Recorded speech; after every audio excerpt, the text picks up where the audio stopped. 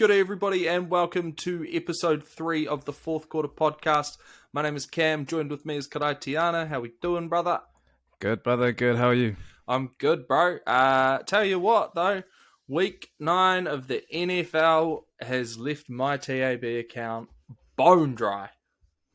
Man, what a week, eh? What a week, bro. I'm just going to start off by saying, if you're an analyst and you guessed all of those games right, you're probably not a good analyst. Like, it was such an unpredictable week, eh? Like, Yeah. oh, man. Or are you the GOAT analyst? Yeah, maybe you're just too good, right? Just too good. Yeah, you've definitely got yourself a DeLorean and you've come back from the future if you managed to get all of those games right, because that was wild. Yeah, like, literally the best teams. I mean, we're going to get into it a bit more, but literally the best teams in the league right now, all of them lost. So, yeah, some massive, massive upsets, and there were close to a few more upsets than what there actually was. Like, not fun. Yeah, it's a weird week, bro. Weird week. It's always a weird week when Cooper Kupp and Jamar Chase don't score a touchdown. Like, neither of them scored a touchdown. Even worse, Jamar Chase, when on a potential touchdown pass to him, gets intercepted against for a 100-yard pick six by the Browns against the Bengals in week 9. Yeah, that was a nice return, man. Like, it was a I was hell of watching a Red return. Zone. Yeah, and that was the first thing I saw. I was like, holy shit. Yeah. Oh, credit where credit's due. It was a hell of a return. Not enjoyable, though, when you've got money on Jamar Chase to score a touchdown and then you see him get intercepted against. Not enjoyable, but full credit to the Browns. Yeah, definitely, bro. I mean, that... Like, I thought the Browns could have pulled off a win, but that was an easy win. What was the final score? Like 46, 40 something? 17, maybe? Yeah, it was a big margin, and what a lot of people were saying would be the game of the week and would probably be the closest game of the week. I think I even said when we did our picks last week, I said I could see this game going to overtime potentially. Yeah. Especially when you think about the fact the Browns had all the locker room drama during the week with OBJ, who did actually end up being released not even 24 hours after we recorded our podcast, talking about the fact that there was drama with OBJ at the Browns. So I guess maybe we had the DeLorean and we came back from the future because we kind of talked about the fact that he was probably done at the Browns, and then 24 hours later he was. But for the Browns to then turn around, put all of that behind them. They've had OBJ causing issues at training 2 days in a row, and then they just come out and trample the Bengals when the game should have been maybe even an OT. Yeah, man. And I mean, there's nothing else more than you can say than Chubb. I mean, he's almost the next Derrick Henry right now. Like, you just give him the ball and he just goes to work, man. I think he got me a healthy amount of fantasy points that week. Yeah, I think you're missing a running back between Henry and Chubb here, my guy. Nah, not really. Oh, yeah. Only the second current overall running back, the man that goes for 200 plus yards and 2 touchdowns against the Jets, but still 200 plus yards last week. Jonathan Taylor. Jonathan Taylor, right? Yeah, his how long was that run? Like 60, 70 yards? Yeah, big. But I didn't think he had wheels like that. He like exploded out of there and just nobody could catch him, bro. 22 miles per hour. He peaked at 22 miles per hour in that run. That's fast. So like 30, 35 Ks? Yeah, it's like 1.6, I think. So times 1.6 to get the kilometer per hour conversion. So he's gone, near 40k an hour. Right. That's insane. Yeah, I didn't know he had wheels like that, bro. No, and especially, like, you look at it, like, the man's jacked. Like, his arms, like, his biceps are the size of my head, and I've got a big head. There's a lot of ego in here. And this man's, like, he's jacked, and then he's gone straight down the sideline. How good? Shut your lips. Yeah, I like to see that. I was playing, my opponent in fantasy this week had him and Michael Pittman. So I think between the two of them, they put up about 50... almost 60 points. So I've been trying to trade. I've been trying to trade for both of them all season. That's going to be tough now, bro. I don't think it's going to be tough. I don't think anyone's letting them up. Yeah, it was an interesting thing where at the start of the season, like, he wanted Alvin Kamara for them. And I was like, nah, you're not getting Kamara off me. He's my best running back that I've got because I was silly with my first couple of picks. So you're not going to take my best running back from me. Regretting that one. You could probably work something with Patty Mahomes. Like, I know he's been having bad games, bro, but that name alone carries a lot of weight, and I think you could probably work something with him. Bro, I'm just not playing a quarterback anymore. I'm just not going to play a quarterback anymore. Decided to risk it for the biscuit and played Mike White, which, to be fair, was a great decision right up until DeForest Buckner made it a really bad decision for me. Yeah, no, he's looking great as well. And what ended up happening, was it his wrist or? Yeah, forearm injury. So so DeForest Buckner came through and kind of caught him on the arm as he threw it, and he, from what I could tell when he was on the sideline being checked out by trainers, he couldn't like grip the ball properly or something, like it was causing issues in his hand. But back this week. Yeah. So back this week. Who have they got this week? I'd expect them to do pretty well. They are playing against the Bills. Bills. Right, might be a bit tough week, but I mean, I've gone the Jets. You already know this. I've gone the Jets in the tipping comp. I'm saying the Jets, massive outside chance. But the Bills played atrociously in week 9. It was bad, man. The Bills are my AFC Super Bowl favorite, and they also have my next MVP candidate in Josh Allen. They lost to the 2-6 Jags, bro. Not only did they lose, they didn't score a touchdown, and I think there was 3 turnovers that game. Yeah, it was ugly stuff, especially from Josh Allen, one of the top quarterbacks in the league. Real ugly stuff. The Jags got up. What was it, like 9-6 or something? It was a low scoring game. Not the most exciting game unless you really like defense. But yeah, defense is cool. I like defense. Yeah. I mean, I prefer to see a lot of tutties, which is exactly what we got out of the Jets game. The Indianapolis Colts versus the Jets. What was it, 45-30 to the Colts? Something about that. Jets scored like 3 or 4 touchdowns in the fourth quarter to bring it way. Who was their backup quarterback there? Or their Josh backup Jackson. He done really well. Really well. Which makes it even harder for the Jets. When you think about it, you've got Zach Wilson drafted 2nd overall on a guaranteed $35 million US, playing like absolute turds. Let's be honest. Let's call it what it is. Zach Wilson is playing like crap. He's been playing crap all season. I understand that the step up from college to the NFL is a big adjustment, but he's been playing like crap. I think he's kind of got that gunslinger kind of mindset, but you need to make up for it in touchdowns and yards, and it's not really happening right now. So, I mean, I'm hoping Mike White does well. I think he's quite a fun player to watch. There's a few funny memes of him going around. So, that'd be awesome to see what happens next week. Well, this week, actually.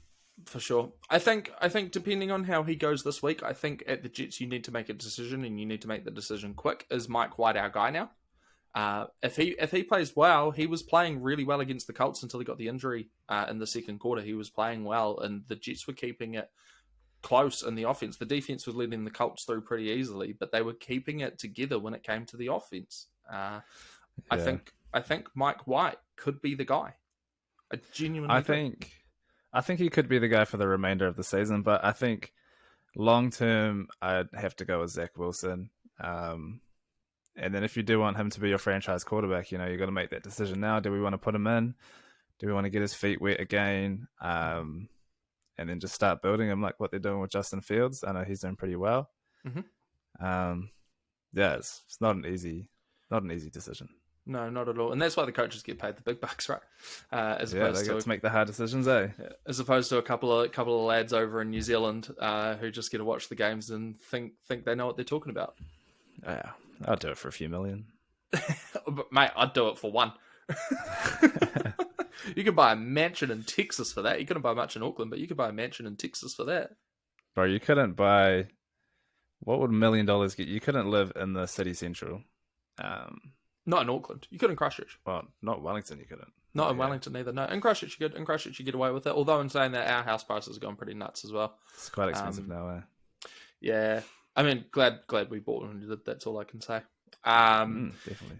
Anyway, other massive upsets in the week. I wouldn't call it a massive one, actually, to be fair. Titans versus Rams. Probably the expectation was that the Rams would get up on this one. The Titans end up pipping the Rams, though. Fairly close game. Probably a little bit of a surprise in the sense that the Titans are missing Derrick Henry, but who was it? Adrian Peterson? Adrian Peterson and Andrew McKinney, I think. Yeah, so filled the gap nicely. Filled the gap really, really nicely. Adrian Peterson adds to his already impressive career stats that have got him on the Hall of Fame. Easy. Comes back in, slots right in, crushes it. Titans get the win over the Rams. I think Matthew Stafford only had maybe like 160 yards. Quiet game. Yeah, it was very quiet. They were basically shut out the whole game until that final score. Kind of just a petty touchdown to me, I think. Didn't affect too much. Even more interesting, though, is even though Matthew Stafford had such a quiet game, he's still the number one. He's still what people are saying. He's MVP this year. He's still in a league of his own when it comes to the quarterbacks. He still leads the quarterbacks in the league after a quiet week like that. Maybe we shouldn't pick MVPs. I know we picked Derrick Henry. He got injured, I think, a week or two after. I said Matthew Stafford last week. Yeah, had a bit of a shitter. I picked Josh Allen, bit of a shitter as well. Yeah. So the worst part for me is when Matthew Stafford has a bad game, Cooper Kupp generally has a bad game, and Cooper Kupp's the main thing holding my fantasy team together at the moment. I'm sure they'll bounce back. Although, to be fair, to the credit of Cooper Kupp, even though he didn't get a touchdown, he still scored like 20 points in fantasy. He still pretty much did all of the work for the Rams on offense. So, not complaining with the points he got, but a tutty would have been nice on there for the TAB account, that's for sure. Definitely, bro. You win some, you lose some, eh? Yeah, 100%, and I lost a few. Although, to be fair, the Colts game went magically for me at the TAB, and then it all went to crap from there. Other upsets of the week. The Las Vegas Raiders losing to the Giants? Yeah, I thought this was going to be a pretty easy win. I know the Giants aren't too bad. They put up a good fight against the KC the week before. I just thought the Raiders had it, you know. For sure. Do you think there's all the dramas going on outside of the Raiders, or within and outside of the Raiders organization could have played part in it? Probably got a lot of guys. Definitely, bro. Definitely. Yeah. Even just like the switching of bad. the head coach, you know, a whole different style. I don't know how that works if they're keeping with the same sort of offense style or whatnot. So. Well, not even that, because the coach went a few weeks ago now. Like, it's not like the coach only went last week. I'm more referring to the Henry Ruggs stuff going down. Yeah, I don't think that will play as much of this. Yeah, I mean, probably a little bit. I know the team's really supporting him, even though what he done. But you've also got, during the week, wasn't there another Raider player released? Yeah, their first overall pick this year, I believe. Their rookie. He was threatening somebody on his Instagram with a gun, and they cut him this week. So issues at the Raiders, not the organization, but the players, and unfortunately the players are part of the organization. So issues at the Raiders, potentially a few things there that have caused a little bit of a implosion, meaning the Giants got up over the Raiders. Cowboys lose to the Broncos. Man, that was a big loss. That was basically a shutout game. I don't give. Those last points they scored, I wouldn't really count, to be honest. The Broncos really they took it to them, man. Dak, probably his worst game of his career so far. No production out of the wide receivers. Zeke was pretty quiet. The best play of the game was probably Tony Pollard's return, the very first return of the game. That's about it, bro. Sure went downhill from there. Yeah, not a very good day if you're a Cowboys fan. But I mean, I'm still confident in them to be a strong team moving forward. For sure. It's an embarrassing loss, but I don't think there's any red flags, to be honest. Mm-hmm. Yeah, not a good day to be a Cowboys fan, but a good day to be an NFL fan. Yeah. It's always pretty nice. Yeah, I mean, let's be honest. Anytime the Cowboys lose, everyone's generally pretty happy, unless they're a Cowboys fan. So. Yeah. Other, It's funny how that works, eh? the Cowboys have to be the most hated team in the league, right? Definitely the most picked on. I don't know if they're the most hated, but yeah, I think people just pick on it because it's fun. Do you think it's just because they were so successful back in the day? It's like the Melbourne Probably a Storm bit of of the that. NRL, right? Like everyone, like if you don't support the Storm in the NRL, you hate the Storm. Or same with the Roosters. If you don't support the Roosters, you hate the Roosters. If you don't support the Storm, you hate the Storm in the NRL. Yeah. And it's solely because they're the two teams at the top of the game. The two teams are always winning. And now, more recently, so Penrith Panthers are part of that conversation. Yep. Everyone hates the Panthers. It's funny how that works, eh? Yeah, 100%. Can't you just be happy for people? Yeah. Tall poppy syndrome, man. Tall poppy syndrome. Yeah. It's Really going to be bad. that. And we already talked about it pretty in depthly at the start. Bengals had a stinker against the Browns and got absolutely crapped on. Yeah. Moving on to that, we touched on this briefly at the start of the show, but OBJ has been released by the Browns. So within less than 24 hours of last week's podcast going live, OBJ was released by the Cleveland Browns. Since then, he's been on the waivers. Nobody claimed him off the waivers. And as a result, OBJ is officially a free agent. Heaps of conflicting reports are out there around where he's going to end up. What are you thinking, bro? Well, he's mentioned that he wants to go to a team that's contending. So right now I've got 3 teams that I think will make good fits for Odell. I think the first one would be Green Bay.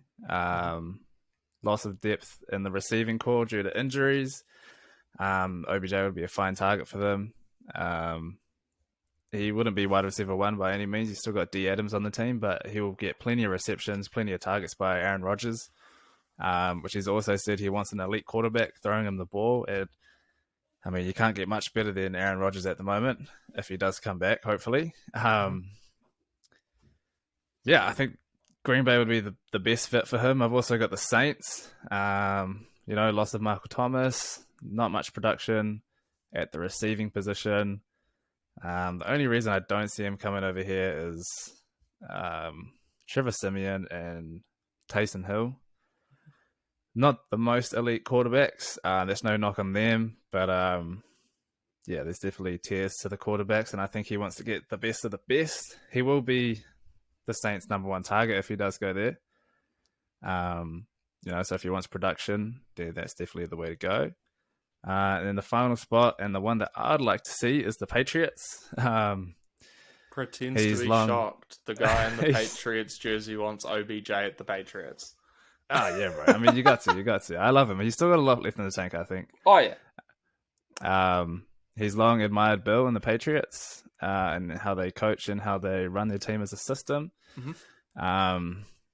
It's not the first time that the Patriots would have brought in a veteran player and they've flourished in the system. Probably the most notable would be Randy Moss, who actually said the Patriots would be a perfect fit for a player like Odell. He comes into this team, he was easily the number 1 receiver, and I think that's what the Patriots need to make that. I'd say they're a contending team right now, but I think the addition of Odell will just really push them over the edge, and yeah, I think that'll be what they need. But once again, rookie quarterback, Mac Jones, he is accurate, but, he is a rookie. So yeah, it should be really interesting to see how it goes. There are also reports that the Chiefs are a potential for him. So it sounds like the Packers have actually offered him a contract at his minimum. So they're not offering him the sky. It's just, look, here's some money. You take it, you leave it. If you take it, come over here, play some ball with us. Devontae Adams has been really vocal publicly about the fact that he wants OBJ at Green Bay, which is super cool considering OBJ and Devontae Adams, obviously going to end up wide receiver 1, wide receiver 2, more than likely. It's hard to see OBJ not being number 2. So really cool to see that Devontae Adams has come out and been like, why would you not want this guy on your team? Come at us. There was a quote from Devontae Adams where he referenced his last Browns game, which he only got 6 yards, one target for 6 yards. And he said, I can guarantee he'll get more than that at Green Bay. Yeah, definitely. I think that kind of situation with that minimum contract I think Odell's just got to make the decision if he wants money or production. You know, he's going to get a lot of production at Green Bay, but maybe not the biggest contract. And yeah, it really comes down to what he prefers at the moment. Which is such a weird concept, money in sport, eh? Like, you hear these numbers and people getting grumpy over these numbers that most people would only dream of ever having, like, earning that much through their job. I remember there was, earlier this season, I can't remember who it was or what team they were for, but there was someone and they came out and they just accepted, like, the contract they got. They were happy as. It was still, like, $50 million or something like that. Oh, yeah. And they were like, why'd you take such a low contract when you could have gone somewhere else? And I was like, well, I love this team. I love this organization. Me and my family love the area. And $50 million is still way more than I ever could have imagined I could have earned. Or, you know, like, I'm beyond happy with the amount of money I am getting on this contract. Like, and he even said, he's like, the NFL makes $50 million seem like such a small amount of money. It's not. Nah. I mean, you look at a player like Tom Brady, you know, probably the best there ever is, and he took pay cuts after pay cuts at the Patriots just to have Strength around him. better players around him. Yep. But I've been watching a podcast by Brandon Marshall and all them called I'm Athlete. I'm not sure if you've seen this, but very interesting. They like to think as athletes and sports as a business. I think they were saying something like almost like 60% or 70% of athletes, once they've retired, they go broke, they go bankrupt, they don't know how to spend their money. Really quickly too. Well, I mean, you think you're what, the average player is probably retiring at like 30, 35, so, you know, that's still a long time. If not younger though, bro. Like, a lot of people come into the league and only make it 2 or 3 years and then they're done. Yeah. So I think at the same breath, 50 million is a lot of money, but if you don't know how to control it, you know, if you're not smart with it. I want to put my mum in a house. I want to buy my parents a car, you know, all this sort of stuff. Oh, I've got to help my siblings, blah, blah, blah. That money can go really fast. So thinking of it as a business and then thinking of how to make money once you've finished sports as well is definitely for sure a big factor into for sure contracts and whatnot. So, yeah. Shaquille O'Neal has, I've seen a couple of videos of Shaquille O'Neal actually talking about what he did with, like, his very first paycheck when he first joined the NBA, and he went out and bought, I think he got like $1 million or something as a signing bonus, and he went out and bought a $150,000 Mercedes-Benz, got home, and his dad's like, where's my car? And he was like, actually, yeah, you're right. Went out and bought the same car, another Mercedes-Benz, for $150,000. So right there, $300K of $1 million, gone. Didn't haggle, didn't negotiate, didn't try to get a better price. Went home, mum goes, where's my Mercedes-Benz? Goes out, buys her like a $100K Merc. Straight away, he's spent $400,000. And then he also said, he's like, I didn't even put any of this money aside for tax. I didn't pay a cent of tax. I think he spent like that million that day. Yeah. Same day. In a day or two. And he's also, he's talked about multiple times the fact that he's dropped like $1 million like at Best Buy and Walmart of all places. Yeah. So, it's crazy stuff. Your name is your brand, really, when you're an athlete. 100%. So I think that's where Odell's in that position to where, you know, if he doesn't get this production or his receptions and he doesn't prove himself, that's just hurting his brand. And yeah, I think responsibly he should take the production over the money. But yeah, I mean, it's completely down to him, mate, and see where it goes. Yeah, something I really like in the modern day athlete is a lot of them are starting to leverage the position that they're in to, you know, get their own businesses going. Patty Mahomes, prime example. Yeah. Was it Patty Mahomes and Travis Kelce went out and became partial owners of the Kansas City MLB team when he first signed his new contract? Even on a much smaller scale, you look at the guys over in the NRL. You've got Kalen Ponga, Connor Watson, one of the other boys from the Newcastle Knights, who all live together, and they've started 257 Collective, which was just a podcast that they started talking about NRL together, talking about other things in life, and then they've now expanded and they sell merch through that and make a whole bunch of money. You look at Isaac Johns, who was a Vodafone Warrior and also a Penrith Panther, who owns YKTR along with Corey Norman and James Seguiara. you look at that, and they were kind of the pioneers, especially in like Australia and New Zealand. They were the pioneers for building a brand and building a business while you're still doing footy. Also, big shout out to YKTR, rocking one of their Life Appreciation Club tees today. Absolutely love the brand and love what they stand for and stuff like that. But yeah, it's really interesting, and I know Ice talks about a lot how he loves working with athletes that want to get better and want to grow brands and build businesses. Adi Savia, one of the All Blacks, he's really big into just picking Ice's mind all the time. Same with, I think he's talked about TJ Perenara as well. Yeah, you're 100% right. As an athlete, your name is your brand, and you need to do what you can to protect your brand so that you can leverage that for, endorsement deals, or if you want to, build a business or something like that. And lots of athletes are starting to look at, what is life after the game for me, which is super exciting. Even more so now with the NFT space starting to boom. It's going to be really, really cool to see where NFTs go with athletes, especially you got the likes of Dan Carter, who is in the NFT space, has invested in an NFT platform. Tom Brady's heavily into NFTs as well. Yeah, I think Tom Brady's got Tiger Woods on deck as well. A few other huge athletes. Yep. LaMelo Ball released one last year. Yeah. LaMelo Ball was probably the first person in the NBA to have their own NFT, to be fair. Yeah. You look at NBA Top Shots, which is just growing strength for strength, and now you've got people trying to develop the NFL Top Shots and the NHL Top Shots. The crypto space, the NFT space in sports, going to be super, super, super cool. Yeah, well, even with like Facebook and Meta, the metaverse, their whole it's going to be insane, man. I don't know if you've seen it, but under the YKTR banner, they got YKTR Sports, and they just signed their first athlete with YKTR Sports a week or two ago, which is Brandon Smith, hooker at the Melbourne Storm for the Kiwis. He's being paid in Ethereum.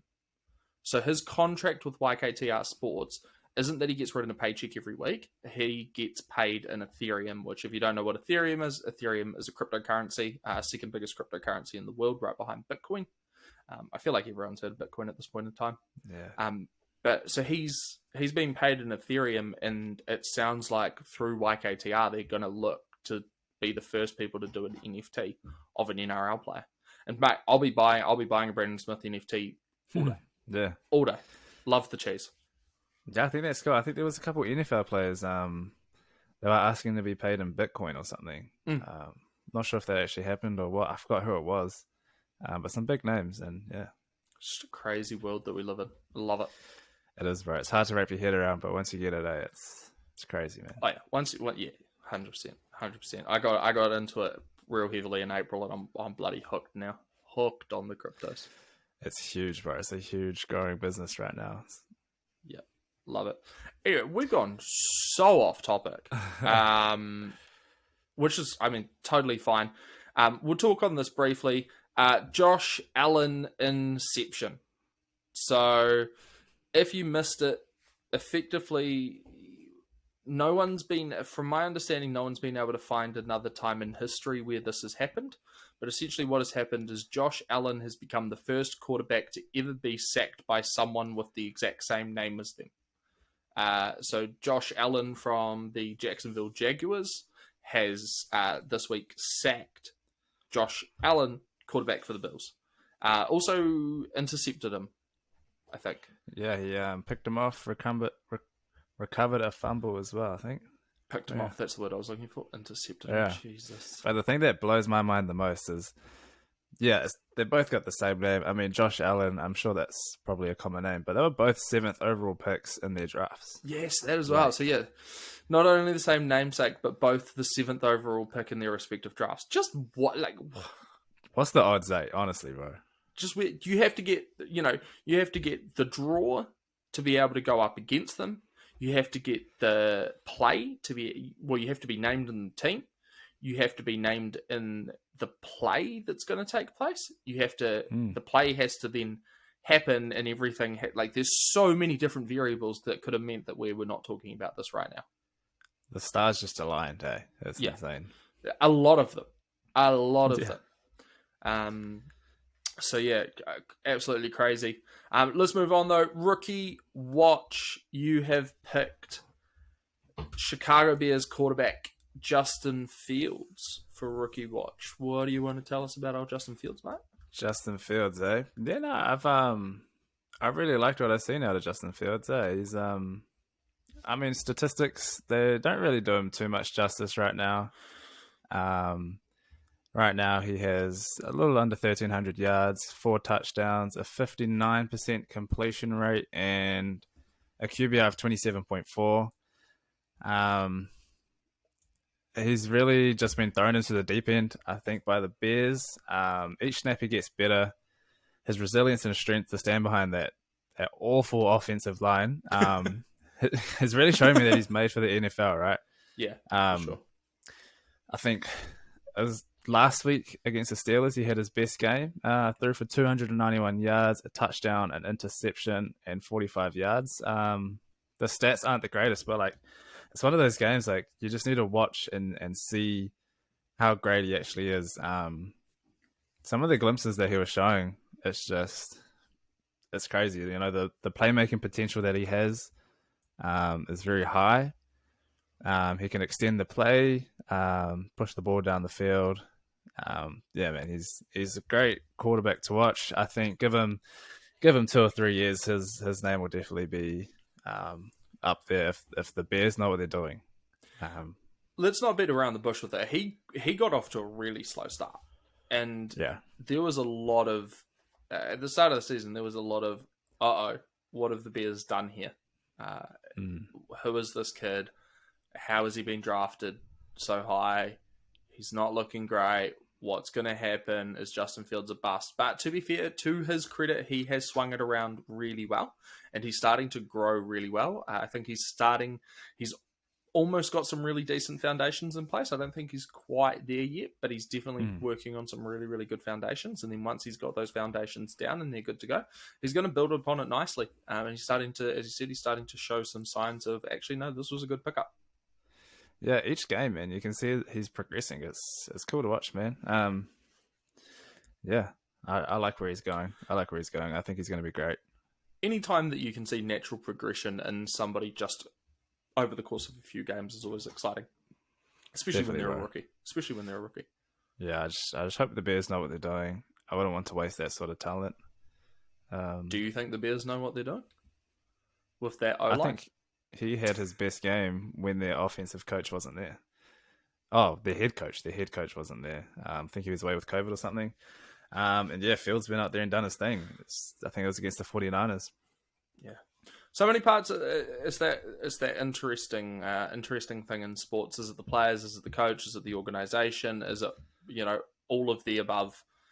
What's the deal? Maybe it is. Maybe it's the coach. I mean, as a Vodafone Warriors supporter, I've definitely experienced a fair few. It's probably the players, but the coach has got the sack instead. So Yeah. luckily, Yeah, well, I mean, this is kind of like a similar situation to Peyton Manning's rookie year. He had an awful rookie year. I think he threw like the most interceptions of a rookie. And, well, I mean, look at him now. First ballot Hall of Famer, just inducted this year. look at me now. Yeah, definitely. Probably like a top 5 quarterback all time, I think. Definitely. Love it. All right, bro. Let's move on to our weekly picks for the week. Starting off, we'll fly through these. Starting off with Dolphins versus Ravens. Ravens, they had a huge comeback win last week. I thought they were out. But I guess you can never count Lamar out, huh? Yeah, 100%. I'm going Ravens on this one as well. Dolphins still just not looking that great this season. Lamar is looking really dangerous lately, coming off a big win. I definitely think, Ravens get up over the Dolphins for this one. Jets versus Bills. I'm going to start this off. I'll Mr. Controversy over here. I'm saying the Jets. All right, stuff it. I don't care. I'm saying the Jets. Bills played crap last week. Hopefully they come back for their sake. But if they play how they did last week, Jets are a real chance, especially with Mike White back.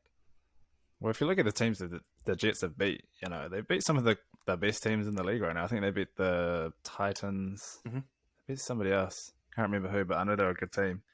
I have gone Bills, however. It was a really bad game by the Bills last week. But I mean, I guess just got to look past that. Hopefully the whole team does.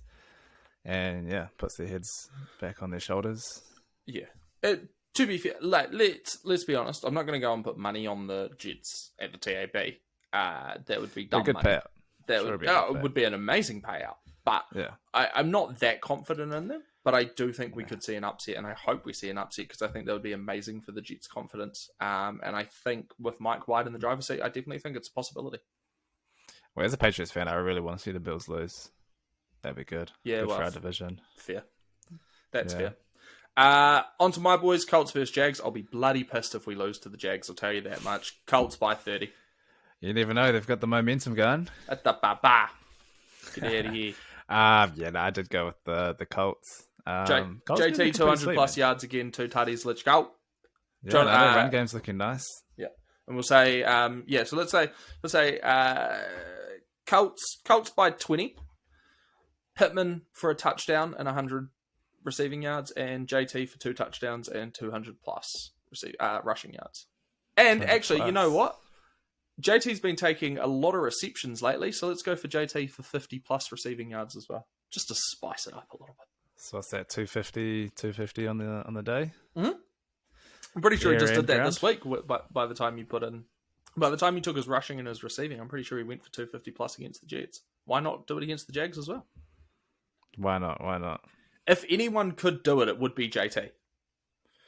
Yeah, he's. I know I'm biased. He's looking really well. Yeah, I know I'm biased, but JT's got like 2 or 3 70 plus yard runs this season, and 2 of them were for touchdowns, and one of them would have been for a touchdown. But Michael Pittman did not block as well as he should.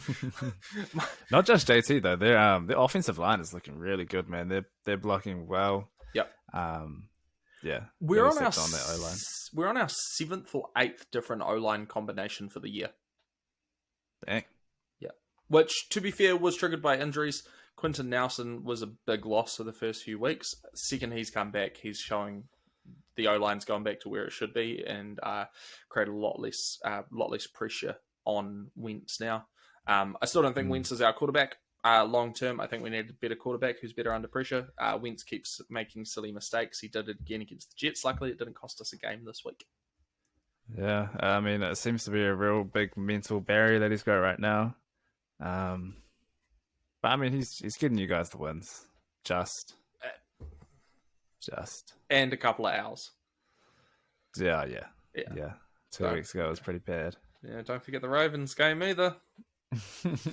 Pats versus Browns. I'm going the Patriots on this one. That'll make you happy. Mac Jones playing really well. Browns, I think this. I can't see them backing up that win against the Bengals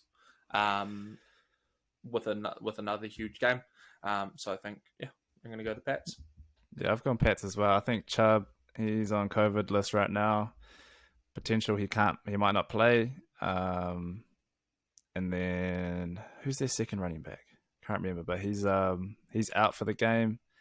So if Chubb and him are out, it's just Dearness Johnson, the third string running back. Yeah, I mean, without Chubb, I don't think there's much going for that team. For sure. Titans Saints. I'm going Titans with this one. They showed last week they don't need Derrick Henry to be able to get a dub. So it's Titans for me. They're still one of the best teams in the league by far. I think it's going to be a close game. I'd probably say this. Actually, I'll throw it out there. This is probably my game of the week. Titans Saints. I think it's going to be a really close one. I do think the Titans. I do think the Titans edge out the Saints, which is weird because I've just remembered in the tipping comp I actually said the Saints get over the Titans. But I think now that I think about it a little bit more in depthly, I do think the Titans get over the Saints. Yeah, I do think the Titans do too. They looked great last week. Yeah, 100% looked amazing last week. Beautiful. Steelers, Lions. Lions playing like trash. Steelers for me all day. Yeah, Steelers too. Yeah, not much to say. Yeah, feel bad for the Lions. For sure. Washington football team versus the Bucks. Gone Bucks. Coming off the bye. Gonna be more than ready. Yeah, Washington just isn't fully there right now. They're just not there. I mean, they've got the pieces. I'm not too sure. They were the best defense last year. I don't know what's changed, but I think now they are worst. They are still missing a pretty crucial part of the puzzle, which is a proper name. Yeah. Maybe that's their problem. Maybe the issue at Washington is the fact that they don't have an identity yet. Do you know if they're like planning on getting a name? Like I thought they were meant to have done one it this by now. season. Yeah, I genuinely, when they first changed it to Washington Football Team, I thought the plan was that they were going to have a name for this year, and they don't have a name yet. Honestly, I thought that was going to be like a 2 or 3 week thing. Like yeah, and just then, until we can think of a cool name. But yeah, like just give us a minute to think of something that's not racist, and yeah, and cool. And we'll be back with you in a minute, and it didn't happen. So and then you look at the Crusaders in the Super Rugby here, and they changed their logo in the space of like 2 weeks. Yeah, I mean it's not that hard, right? It's really not that hard. I suppose for an NFL team, it's probably a lot harder. You got to think there's probably there'd be maybe even hundreds of millions of dollars put into having to rebrand that team to be Washington Football Team. Yeah. If they were smart, they would have recognized a few years ago that the team name they had wasn't going to be able to last forever, and they would have had everything ready to go for when they finally went, you know what, this is not okay anymore. Yeah. I still call them the Redskins sometimes. Same. It's hard not to. It's just weird to call them the Washington Football Team. Yeah, WFT. Yeah, it's like WTF, but with two letters. Yes. 2 letters switched around. Yeah. Bucks off the bye week. Brady too easy. Cowboys Falcons. Go on Cowboys. Cowboys terrible week last week. I'm sure they're finally footing again this week. Fully agree. Cowboys come back after a bad loss last week and get the Falcons fairly easily. Cardinals Panthers. Cardinals Panthers are just bad. Sam Darnold isn't playing. He has some injury, I believe. So they're having PJ. Concussion? No. I can't remember, right? There was something weird. I remember seeing weird notifications coming through from ESPN and fantasy about Sam Darnold. But yeah, you're right. He's somewhere. Yeah. I saw this thing where it's like something about like completing a passes or something like that. It's like his injury list was like incomplete, and they're like, oh, you can't even complete that. Like, Jesus Christ. Sam Darnold's an interesting one. I think the kid has so much talent and so much potential. I actually remember there were talks before we got picked up Wentz that Darnold might come over to the Colts, and I was really excited for it purely because of the fact that obviously he was Pittman's quarterback at USC. Exactly. I mean, look at Burrow and Chase right now. So I was really excited by the concept of Darnold coming over to the Colts and being the quarterback for Pittman. But bro, thank God he didn't. I mean, Wentz isn't much better, but thank God he didn't.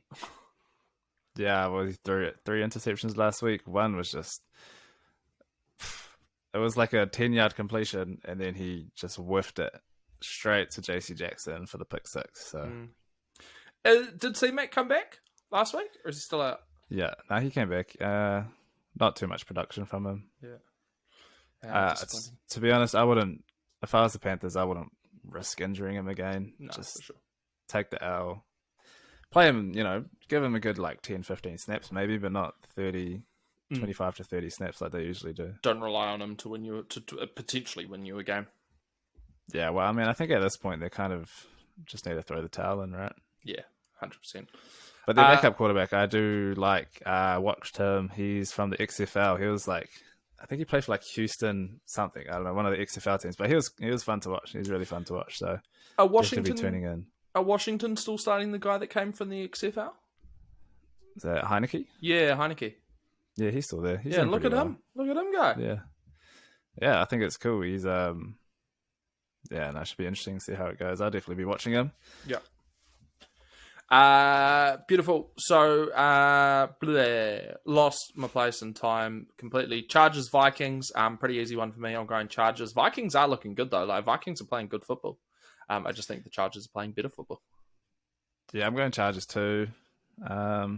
Vikings just can't finish it, bro. I don't know what it is. They had the game last week and then they just shat the bed again, bro. So yeah, I'm going with Chargers again. Herbert had a good game last week, so yeah.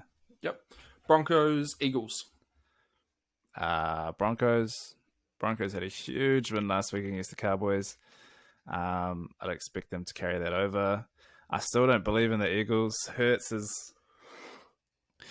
don't know. Hurts gets it done in the fourth quarter, but yeah, I don't have too much faith in the Eagles right now. Yeah, for sure. Eagles are starting to look a lot better than what they were, but the Broncos are looking even better than what the Eagles are, so it's Broncos for me as well. Packers versus Seahawks.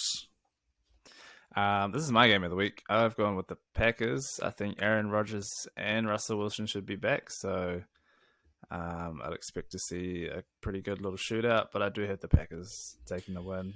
Yeah, I have also gone the Packers. Are you sure Rodgers is back? I thought he'd be out for 10 days. COVID. I think there's a possibility he may be back. Right. So, to be honest, I think even without Rodgers, I think it's probably Packers for me. They're just playing really, really good football. D's playing well. O's playing well. Jordan Love didn't look the best last week. No, didn't look the best. They definitely would have had that win if Aaron Rodgers was playing against KC. Yeah, 100%. Few missed shots, but I mean, it was his debut game. For sure. Raiders, Chiefs. I've gone Chiefs. No, did I? I've gone Raiders. I've gone Chiefs, I think. I think I wanted to do Raiders, but I'll roll with it. I'll go with the Chiefs. It's just hard to keep doubting them, right? Like, I'm just waiting for the moment that they're really good again. Yeah. I hope for my fantasy team that moment comes real soon. Having Patty Mahomes just sitting on the bench is rough. But yeah, I've gone the Raiders. I think after last week's loss, hopefully they turn it around. I know there's a lot of drama going on within the organization at the moment, but I do think if the players can come up above all the drama, all the crap that's happening around them, then with the way KC's been playing, there's no reason why the Raiders shouldn't win that game, as long as they get on top of all the drama and around the organization. Final game of the week, 49ers versus the Rams. I've gone the Rams. Same. Yeah, Rams. 49ers won't put up too much of a challenge, I don't think.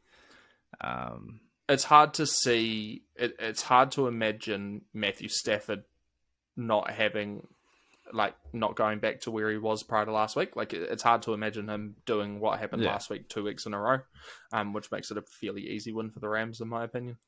Yeah. Definitely, bro. Yeah. Beautiful. Moving on to the NBA. A lot of drama in the NBA this week. Week 3 of the NBA.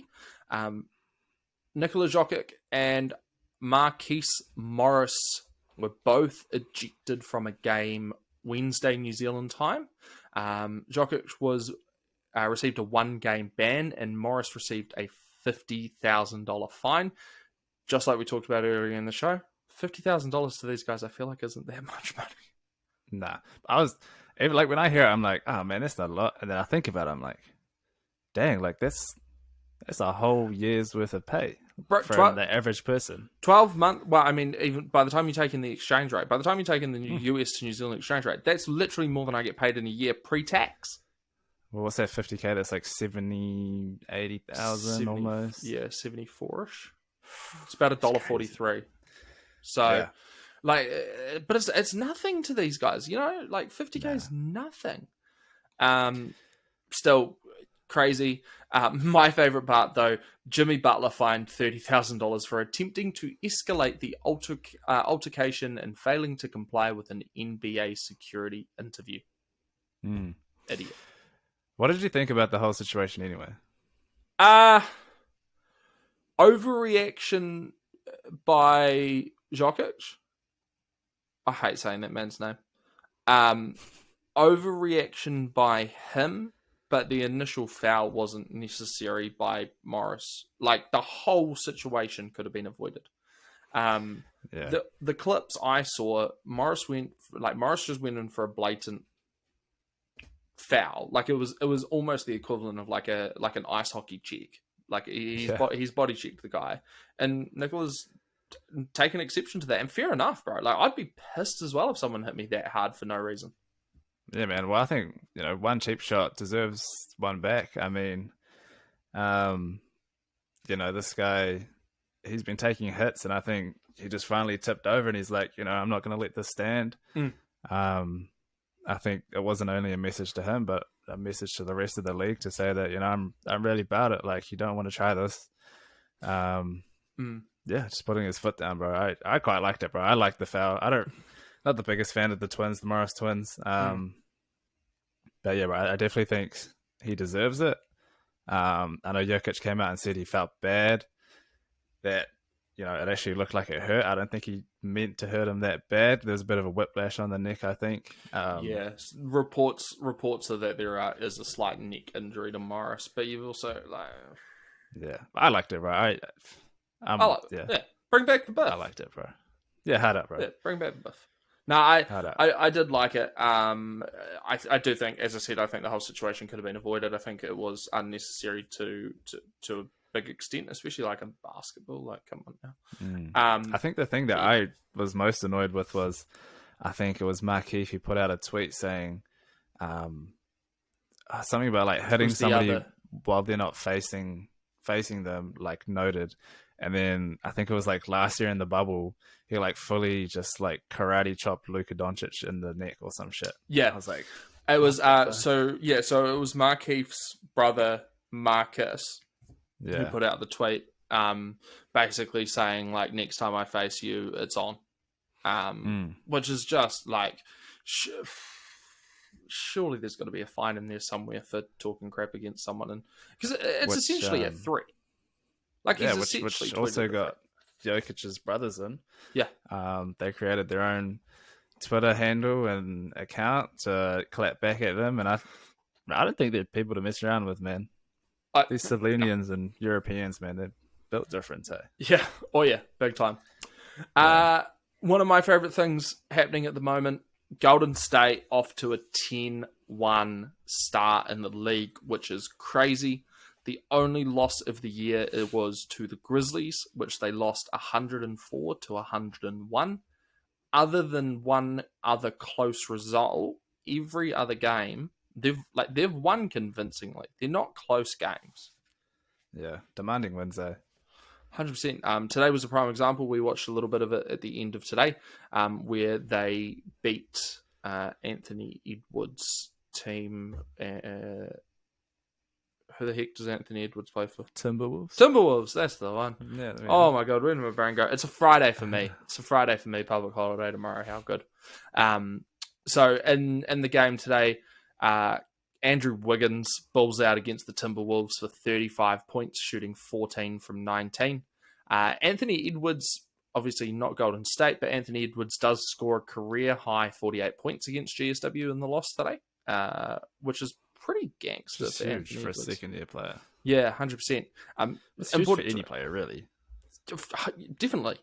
He did score he did have 2 or 3 42-pointers last year in his rookie year. But 48 points against a team playing as well as Golden State at the moment, pretty damn cool. I just think I think it's the success is that Golden State have found more ways to score than just giving the ball to Steph Curry and Clay. They're scoring off the bench. The whole team is just they're in motion right now. I think it's supposed to have James Wiseman back sometime soon, so hopefully he makes a bit of a tussle in there. So And saying that, they did actually. So in today's game, Curry only got 25 points to Andrew Wiggins, like 35 points. So just goes to show, as you said, they're finding ways to get the points without relying on Curry and Clay, which is super cool. And Wiggins fully like posterized Karl Anthony Towns like twice. He jammed it. It was mean, especially on a player like Cat, like strong defensive player. He's a big boy. Big boy. For sure. Curry has also surpassed Wilt Chamberlain this week, so it wasn't today, but it was this week, to become the oldest NBA player to score 50 points and 10 assists in a game. In the same game, he also managed to get 7 boards and has scored the most points by any one player in the league this season so far. I might be wrong on that. Maybe it could just be Curry's season high, but the way the stat was worded when I read it was that it's the highest amount of points anyone in the league scored this year so far. Yeah, he's definitely making a compelling run for MVP this year. 100%. And it's just cool to see Golden State back. Like 10-1, like that's very similar to how they started when they had their domination of like 70 something to less than 10 like losses. 9 losses or something. Yeah. So it's damn cool to see Golden State coming back. I'm not going to lie, I'm not a huge Golden State fan. Especially considering I was an OKC fan, like most Kiwis were, because that's where Steven Adams was when he joined the NBA. So I was an OKC fan, and then you got KD, who of course went over to Golden State. So I wasn't a big Golden State guy, but these days I just love watching NBA and seeing teams succeed, and Golden State are doing that at the moment, which is hella cool. I think everybody hated Golden State during that Cavaliers Golden State period, and it seems like now everyone's starting to like them. I think everyone's finally just starting to respect that they're just a good team. Yeah, and meanwhile everybody hates the Lakers now because LeBron's building it into another super team like he did at Cleveland. Which isn't working out too well at the moment. No, not at all. They did win today, I think. I'm pretty sure they won today. Because the Heat? Yeah. Against the Heat, who are a really good team. I think they were 7-3 coming into this game. Yeah, playing really well. They're second or third ranked in the league. Jimmy Butler's probably the top MVP candidate in the league at the moment. A lot of people looking at Jimmy Butler and the Heat this year, and loving it. So Tyler Hero's back, so definitely going to be looking really good. Definitely going to be interesting. Also for Golden State, Klay Thompson is expected to return before Christmas, and Christmas is coming real quick, so that's not that far away, which is cool. Yeah. Which is even more dangerous, bro, because he is a lethal shooter. Hopefully he's still got it. I don't think he's played in almost 3 years now. So, yeah, hopefully when he comes back, he's still got it. Should be interesting. For sure. And finally, the Knicks crashing back to earth. So last week we talked about the fact that the Knicks were back with a 4-1 start. They've made a pretty swift return back to earth. They're now 3 losses from 4 games and have ended up as 6-3 or 6-4. Coach has also come out and said, if we're going to rely just strictly on offense, then we're going to pay a price for it. And they are, because the defense hasn't been there. They're relying on their offense pretty heavily, and the losses have started to rack up against their name pretty thick and fast. Yeah, well, defense wins championships, right? Defense wins rings. Should be interesting going forwards. I do like the Knicks. I think they're a fun team to watch. Yeah, I agree. I was a big Knicks fan when I was a kid. I think the first ever snapbacks that I owned I had a Denver Broncos one and a New York Knicks one. And it must have just been because I wanted a basketball and an NFL one that were matching colorways to one another. Because I remember they were blue with an orange brim, both of them. So, but yeah, so I had a Knicks cap. I was also a big fan of Jeremy Lin back in the day when he very first, like, everyone was like, yo, who's this guy, when he was blowing up for the Knicks years ago. Everyone loved him, eh? Yeah. So I was one of those players you can't hate, bro. Sort of like a D-Rose kind of. Yeah, or Yao Ming. Yeah. Although, to be fair, some people did hate Yao Ming. Yeah, I loved Yao Ming. Yao Ming was awesome. I think he was the one guy that really gave Shaq a run for his money, yeah. Oh, yeah, big time. Big time. Yeah. One of my favourite stories out of Shaq is the fact that he didn't think Yao Ming could speak English for like the first few years. And then there was one game where Yao Ming made this really nice shot, and he was like, hey, Yao, like, good shot. And he was like, thank you. And he replied in English, and Shaq's just like, wait, you speak English? He's like, you never talk to me. Like, yeah. How are you supposed to know I speak English when you never talk to me, Shaq? Come on now. That's good, eh? So it's good. It's always fun seeing the big boys having a bit of a giggle. You know, you always see them, you expect them to be, you know, hard and, you know, macho, but yeah, it's like always Stephen fun seeing Adams. them have a bit of a Oh yeah. But I mean, he's like the BFG, you know, big friendly giant. Yeah, but also just typical Kiwi bloke. Oh, definitely, bro. Definitely, it's awesome, eh? Yeah, love seeing Stephen Adams crushing it in the league. Actually started reading his book the other day. Funnily enough. Yeah, I'll be honest, I made it through the prologue and that was about it. So I've read all about draft night, and that's about the extent of where I got up to with the book. I'm not a big reader. Not a big reader. No, I'm the same, bro. I'm always like, I get urges of where I'm like, yeah, I want to read. Like, this would be cool. Like, I want to read a book. And I get there and I'm like, man, this is not it. Nah, see, mine are different. So when my brain tells me, like, you want to read a book, I could literally read the entire book in a night. because I speed read as well. So like is that like anything that's not a keyword, it gets skipped by my brain. So I can read a book really quickly and still absorb all of the information. So when my brain's like, yo, you're going to read this book, and if it gets it, like I'll read half the book, depending on how big it is, obviously. I'll read half the book in a few hours. And then once I get to that point, my brain's like, well, you've got to finish this now. Like, why? You just wasted the last 3-4 hours reading half a book. If you don't finish it, you're a failure. Yeah. But books are definitely something I do want to get more into. I love reading I love reading autobiographies and stuff and seeing where people come from. Yeah, how'd up.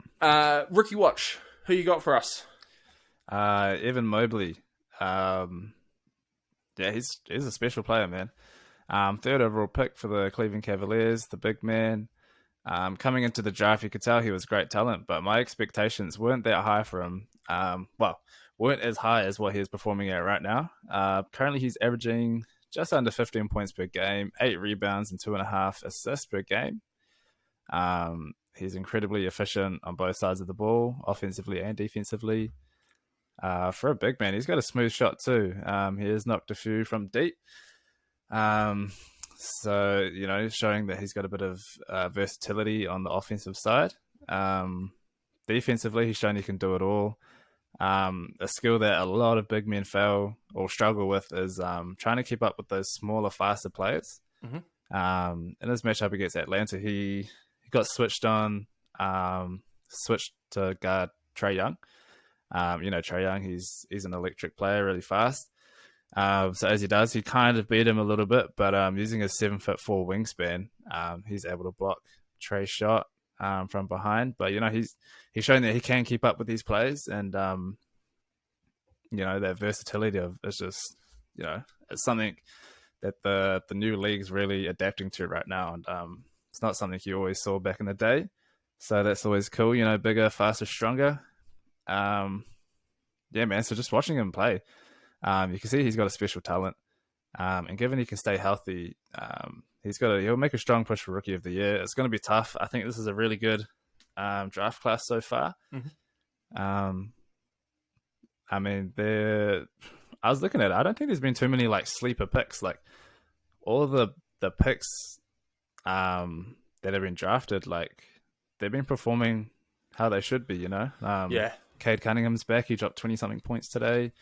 Jalen Green's playing, he's playing great. Josh Giddey's still playing really well for OKC. Yeah, so like all those high picks, bro, they've been performing, man. It's going to be interesting going forwards. Which also makes it even better for card collectors, because it means you're not really going to be stuck with, there's no Indiana Pacers of this year, really.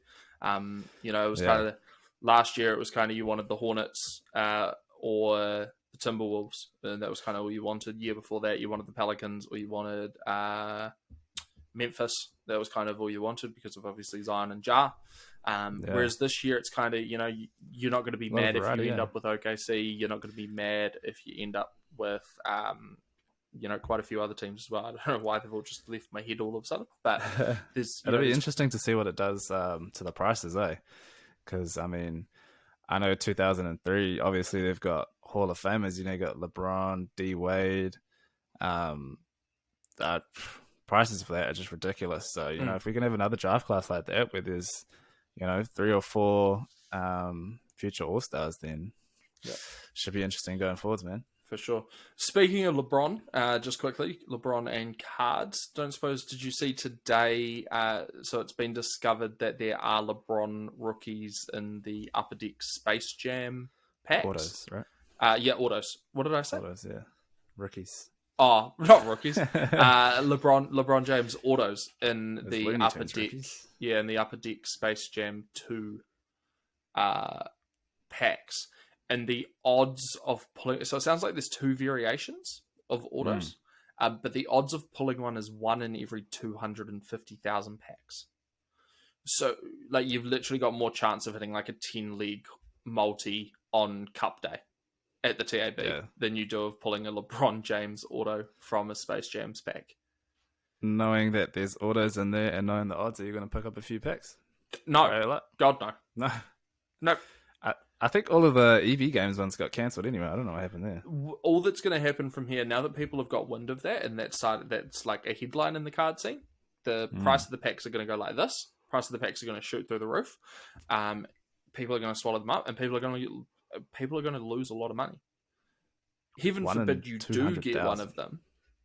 Yeah, they're going to go for a lot, because when was the last time we saw a LeBron James auto on a card? So heaven forbid you get one. Are they done by Upper Deck? Yes. Yeah. Ah. Yep. So the Space Jam cards are done by Upper Deck, which is interesting. Is that because Upper LeBron Deck? James? Is that why they got Upper Deck to do them? I thought Panini would have just done them. Would assume so. Yeah, they're Upper Deck. So right now you could pick up a box of 2021 Upper Deck. Just trying to check the price on them. So yeah, I know we had a lot of pre-orders over here in New Zealand, but I think all of the EB games got cancelled. I'm not actually sure where else would drop them. Probably Toy Worlds. I feel like Toy World has already had them. They already dropped them. I can't find a price on these, but the base set has 50 different cards, and then there's one blue parallel per retail pack. Jeez. I think the weirdest thing is like all the Looney Tunes characters have autos in there as well. Yeah, I think it's of the voice actors. Yeah, so in the movie, there's 66 autos available in the Upper Deck Space Jams packs. Wow. And only 1 in 200,000 of those. 250,000. 250,000 would be LeBron. Although, to be fair, I wouldn't be mad if I ended up with a Speedy Gonzalez auto. The reason I say that is because, as you said, they're done by the voice actors. Speedy Gonzalez is played by Gabriel Iglesias, the comedian, Fluffy, who I am a huge fan of. It's hilarious, though. I've been a big fan of Fluffy for quite a few years now, so I wouldn't be mad getting one of his autos on a Speedy Gonzalez card. You have to just hit the eBay, eh? Yeah, maybe we'll have a look and we'll see if we can pick up a box cheap enough, and we'll rip it and just see what happens. Yeah, that'd be cool to rip it. I think, Imagine it. Yeah. Imagine playing that LeBron. Holy shit. Yeah. So we'll do some investigating. In saying that, though, fourth quarter cards is very close to launching. We are in the process of starting to obtain product and top loaders and all those things that you need to be able to do breaks. Check us out on Facebook, Fourth Quarter Breaks. Join the Facebook group. We will be starting to list breaks hopefully within the next month or so. We'll be doing NFL and NBA breaks to start off with. As you can tell, we're big NFL guys, but we also do enjoy NBA, and we love NBA cards as well as NFL cards. So coming very, very soon. So keep an eye on Instagram, Facebook for more information around that. We'll chuck some links up in the next couple of days as well. Start getting you into the group. Definitely, bro. It's exciting, eh? Really exciting. Really, really exciting. Looking forward to just stacking some boxes with some product and ripping. Just having a good time, eh? Yeah, bro, that's the one. Anyway, I reckon we wrap it up there. Anything you wanted to add before we call it a day? No, bro, I think that was a good podcast for the day. Beautiful. Well, thank you once again for listening to the Fourth Quarter Podcast, episode 3. We'll be back next Friday where we talk NFL Week 10. Will it be NFL Week 10? Yeah, NFL Week 10 and NBA Week 4. If you are lucky enough to be in Christchurch, hope you've had a wonderful show day, remembering that this podcast is recorded on a Thursday but released on a Friday, so I hope you've had a wonderful show day. Enjoy the long weekend. Other than that, we will see you next week. Have a fantastic week, whānau. Thank you so much for listening in once again. Appreciate it, team. Catch you later.